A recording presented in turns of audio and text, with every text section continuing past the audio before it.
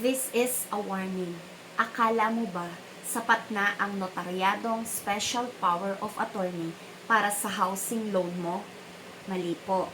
Maraming buyers ang hindi alam ang tamang dokumento kaya natatagalan o nauudlot ang loan approval nila.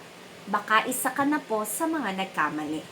Alamin ang pagkakaiba ng notarized, consularized, at apostilled SPA para hindi masayang ang oras at pera mo sa maling papeles. Kapag nasa ibang bansa po kayo o hindi ka makakapirma ng loan documents mo, kailangan mong magbigay ng special power of attorney sa isang representative mo dito sa Pilipinas. Pero hindi pwedeng basta notaryado lang. Depende po ito sa sitwasyon. Baka kinakailangan mong ipa-consularize o ipa-apostille ang SPA mo. Ano po ba ang notarized SPA? Pinipirmahan po ito sa harapan ng notary public dito po sa Pilipinas. Pwede para sa ilang transactions pero hindi ito tinatanggap ng bangko kung nasa ibang bansa po kayo. Ano naman po ang consularized SPA? Para po ito sa mga nasa ibang bansa.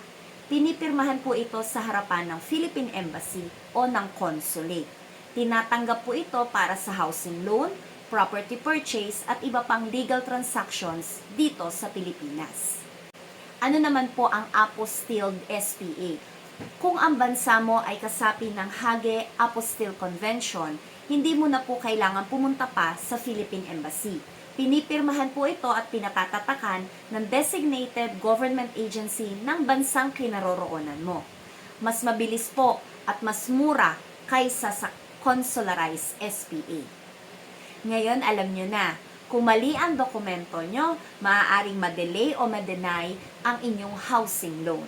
Bago ka magpasa ng SPA, siguraduhin nyo po na tama ang mga ito. Una, nasa Pilipinas, notarized SPA lang po ang kailangan. Kapag kayo po ay nasa abroad na hindi kasapi ng Hague Convention, ang kailangan nyo po ay consularized SPA.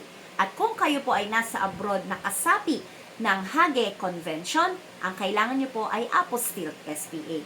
Huwag hayaang masayang ang opportunity na makakuha ng bahay dahil lamang sa maling papeles. Siguraduhin mong tama ang dokumento mo para hindi maantala ang pangarap mong bahay.